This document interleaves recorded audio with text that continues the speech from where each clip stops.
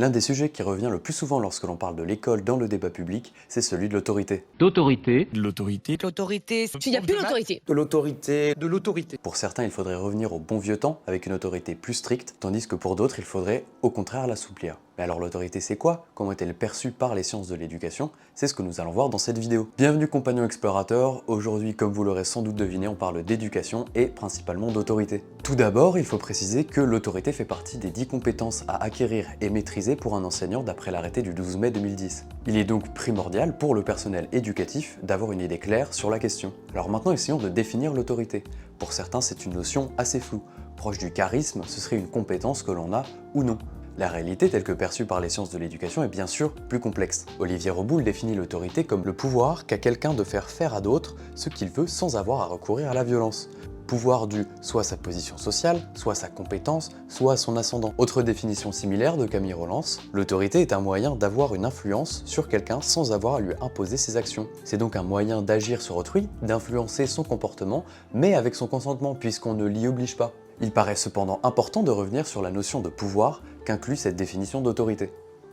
Hannah Arendt expliquait « Puisque l'autorité requiert toujours l'obéissance, on la prend souvent pour une forme de pouvoir ou de violence. Pourtant, l'autorité exclut l'usage de moyens extérieurs de coercition.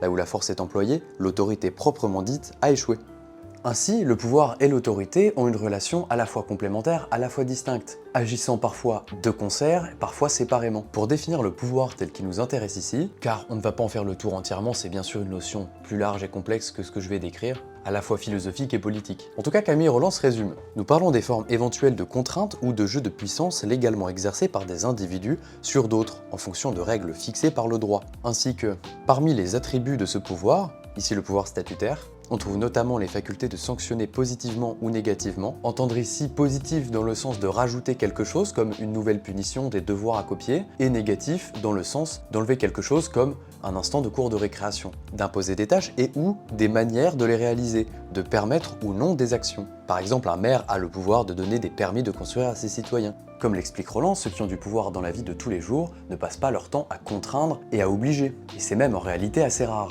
Dans de nombreux cas, quelque chose permet d'agir sur une situation sans avoir à passer par le recours à la force ou même la menace. Là est l'espace de l'autorité.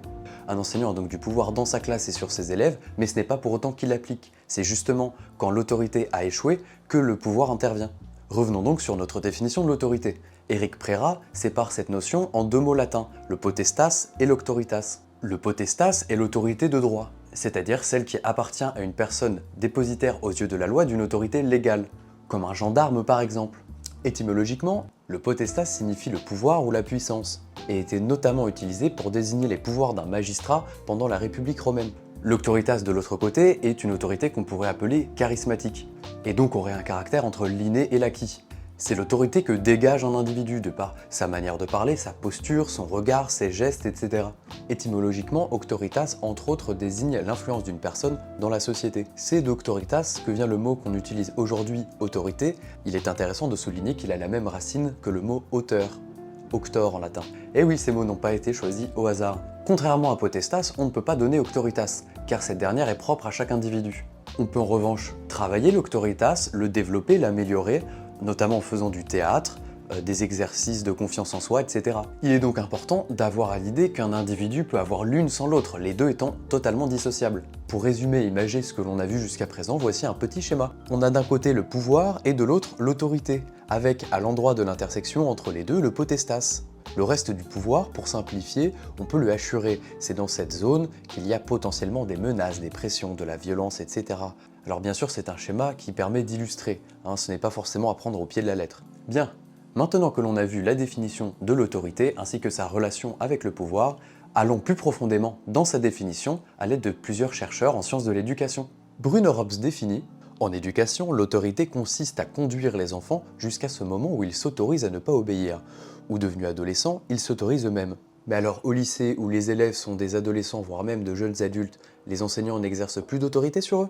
Dans les études supérieures non plus? Bien sûr que non, cette relation n'est tout simplement pas la même. Là où à l'école, l'autorité est justifiée à la fois par le statut générationnel et professionnel de l'enseignant par rapport à l'enfant, au lycée ou dans les études supérieures, elle va plutôt être légitimée par les connaissances de l'enseignant que le jeune adulte ou l'adolescent souhaite intégrer. Cela s'ajoute bien sûr à bon nombre d'autres facteurs, tels que le respect de nos aînés, très important dans notre société quoi qu'on en dise. Pour terminer cette vidéo sur l'autorité, je prendrai la métaphore amoureuse suggérée par Sylvain Connac, que je remercie d'ailleurs pour son aide dans l'écriture de cette vidéo. Dans un couple fonctionnel, la relation est déterminée par ce que l'autre accepte. C'est une relation consentie des deux côtés et qui ne peut fonctionner sous la contrainte. On ne peut pas forcer quelqu'un à tomber amoureux et ainsi de suite. Eh bien l'autorité c'est la même chose. C'est une relation qui est construite et acceptée par celui qui la reconnaît. Merci à vous d'avoir regardé cette vidéo, d'autres sont encore à venir sur le sujet de l'éducation. On se retrouvera bientôt, en attendant, culturez-vous bien.